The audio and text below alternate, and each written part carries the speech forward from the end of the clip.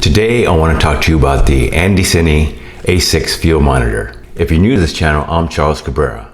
I'll bring you tutorials and product reviews. Let's get started. Well, so not so long ago, I had gotten my Sony a6300 and I had been shooting video indoors. It has that nice little screen in the back that you can pull out and kind of see what you're doing.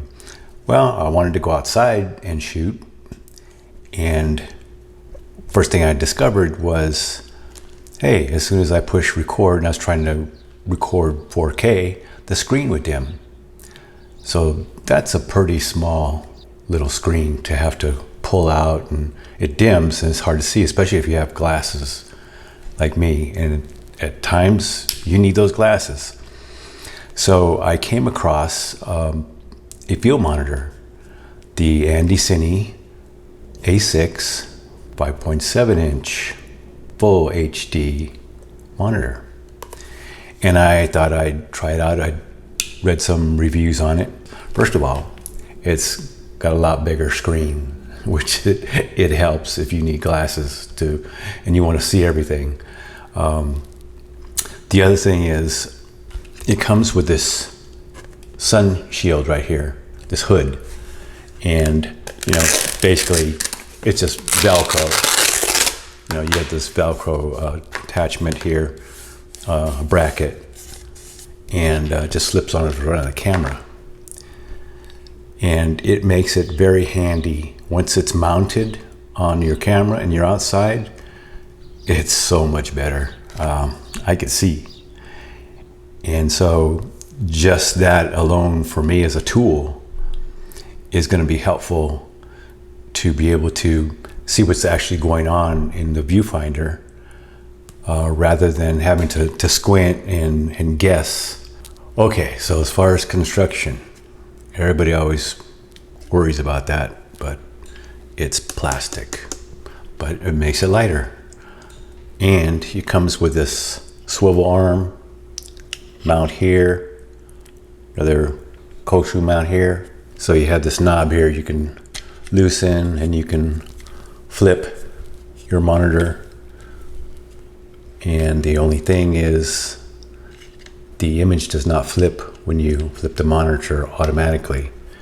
What I ended up doing was, there's some function keys here that you could set, and I set my F4 function key, and it will flip the image when I need to.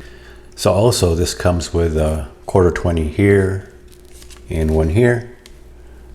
You have your menu buttons up here, power, menu, functions, special function keys, and 12 volt in and 8 volt DC out, which when you use this in your camera, this cable, basically you can power the monitor and your camera at the same time.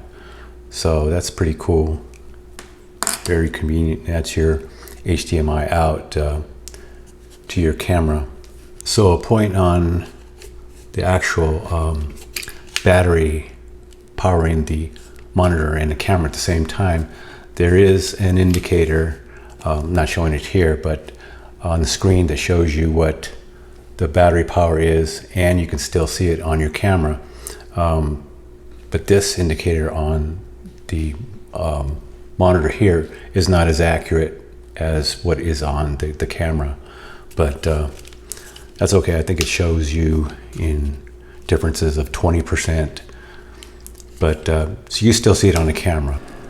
So I just wanted to show the top of the panel here where it has their function keys. You can set these up as custom keys, and they do have defaults right now that are already programmed in.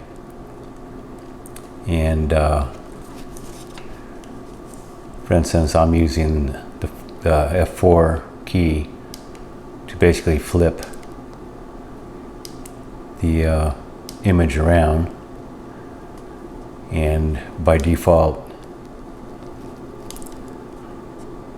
one is the histogram, two is false colors. 3 is another color check.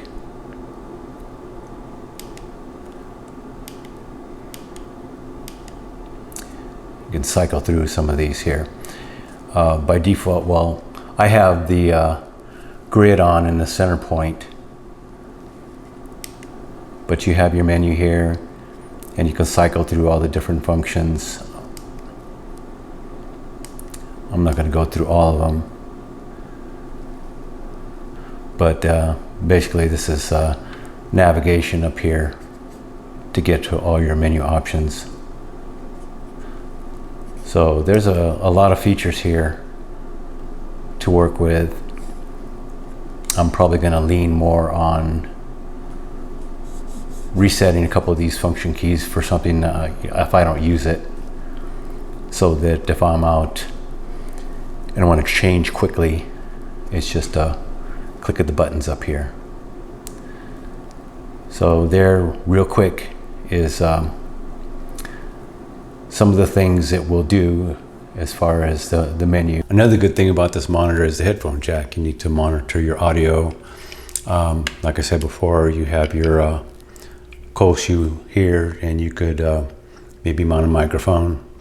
But it's a great little monitor. It has definitely got my attention, and really for the price, $168.99. That's pretty darn good price. A lot of good features for that amount of money. This monitor is packed with features and well worth the price. Whether you have a camera and you're just starting out, you have a flip up screen or a flip out screen, but you just want to see a little bit more, this is a great monitor. Or if you have experience and you've been using different monitors, try this one out. So that was the AndyCine A6 monitor.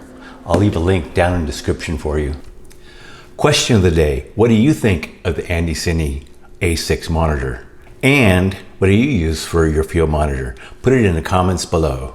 If this video was helpful, hit the like button and please subscribe. Until then, see you on the next video.